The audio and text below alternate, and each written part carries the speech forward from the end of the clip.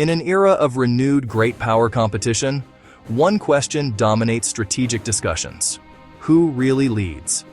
The United States, the long-standing global hegemon, the People's Republic of China, the rapidly ascending challenger, and the Russian Federation, a resurgent power with a formidable legacy. I don't think people understand how differently Russia, China, and the US are structured to fight their wars. It's not a simple contest of who has more. It's a complex interplay of doctrine, technology, and geography. To truly understand the balance of power, we need to go beyond headlines and look at the data. This is a deep dive into the military capabilities of the world's three most powerful nations across every domain of modern conflict. Our analysis will compare force structures, defense budgets, and industrial capacity. We'll examine manpower and readiness, the quality of their ground, air, and naval forces, and their capabilities in the newer domains of space and cyberspace. We'll also assess their missile arsenals, logistical reach, and ultimately, their nuclear postures. A brief note: this video contains depictions of military hardware and simulated combat scenarios. All figures are approximate, based on multiple public data sets. Everything starts with money. The United States' defense budget is unparalleled, exceeding $800 billion annually, more than the next 10 countries combined.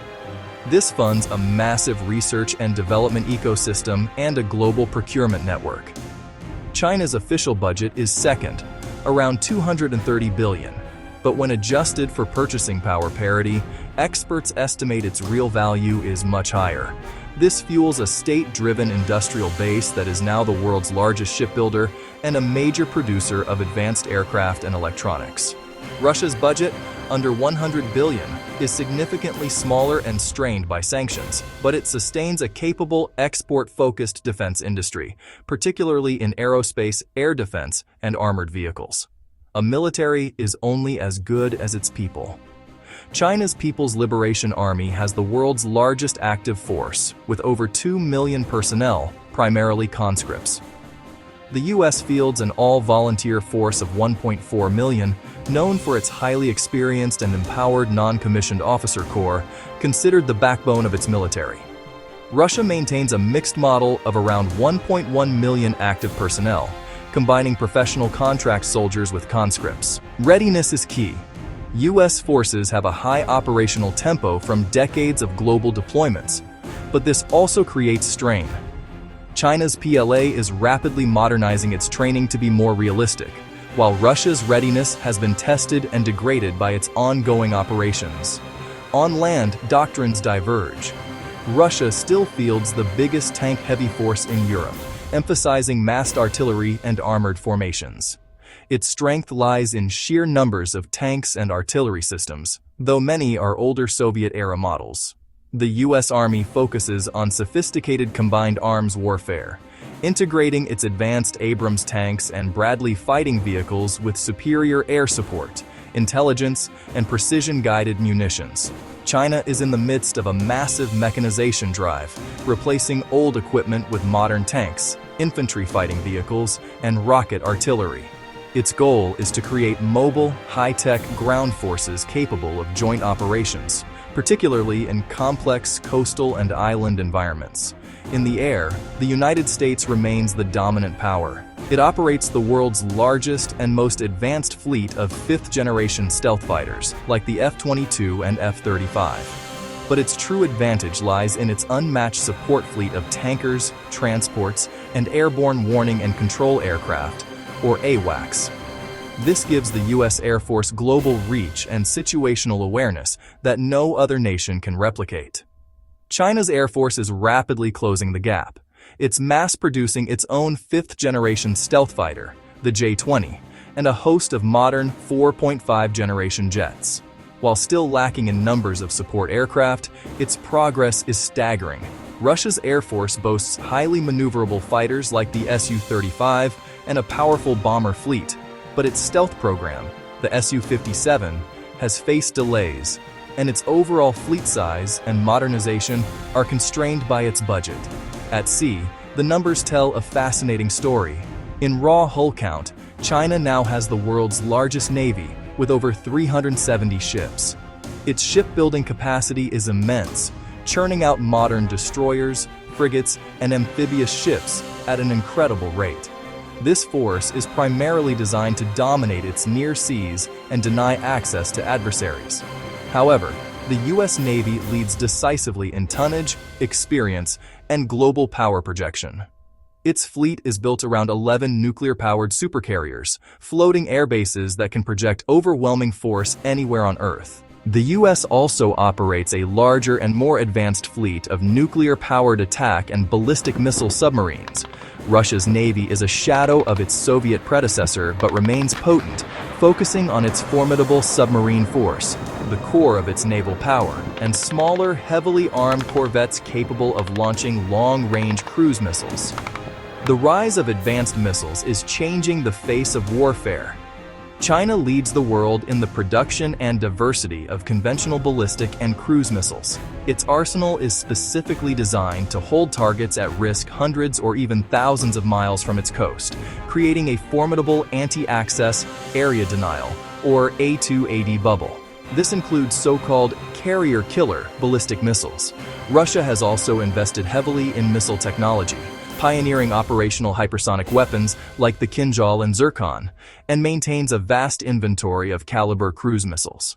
The United States has historically focused on air and sea-launched missiles, but is now racing to develop its own ground-launched hypersonic and mid-range conventional missiles to counter these threats. Modern militaries are blind and deaf without space assets. The U.S. has long been the undisputed leader, with the most extensive network of satellites for intelligence, surveillance, and reconnaissance, ISR, communications, and precision navigation and timing, or PNT, through its GPS system. However, both China and Russia view space as a critical warfighting domain and a U.S. vulnerability. China has rapidly deployed its own global navigation system, Beidou, and a vast constellation of ISR satellites. Both nations are also developing sophisticated counter-space capabilities, from jammers to ground-based anti-satellite missiles, designed to disrupt or destroy an adversary's eyes and ears in orbit. The invisible battleground of the 21st century is the electromagnetic spectrum and cyberspace. All three powers possess sophisticated cyber warfare units capable of espionage, disruption, and destruction of critical infrastructure and military networks. The U.S. Cyber Command is a formidable offensive and defensive force. China is believed to leverage a vast state-sponsored apparatus for cyber operations, while Russia is known for its skilled and aggressive use of cyber and electronic warfare to sow confusion and disrupt enemy command and control, a concept it calls information confrontation.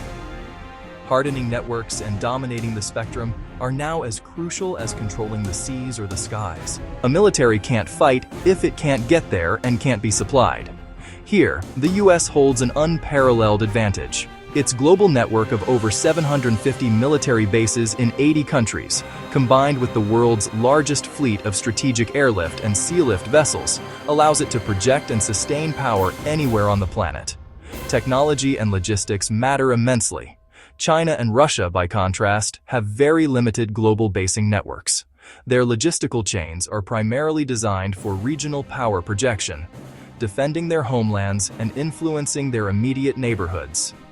China is attempting to expand its reach through initiatives like its base in Djibouti, but it remains decades behind the U.S. in global logistics. Finally, the ultimate deterrent: nuclear weapons. Both the United States and Russia possess massive nuclear arsenals, each with a robust triad of land-based intercontinental ballistic missiles, submarine-launched ballistic missiles, and strategic bombers. Their stockpiles are governed by arms control treaties, though the future of that framework is uncertain.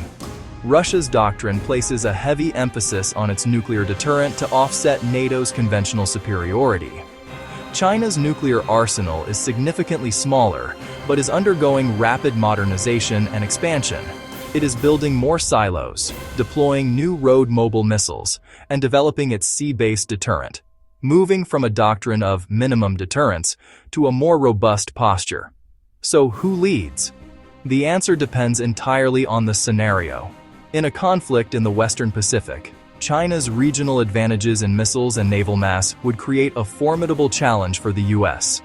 In Eastern Europe, Russia's armored density and proximity would be the defining factors.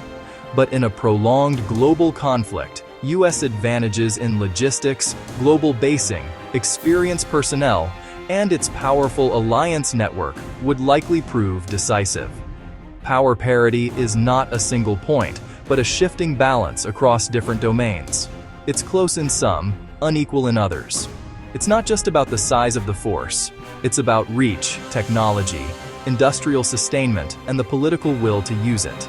The competition is not static. It's a dynamic race where each power adapts to the strengths and weaknesses of the others. Like this video and subscribe to Timelines for more deep dive breakdowns.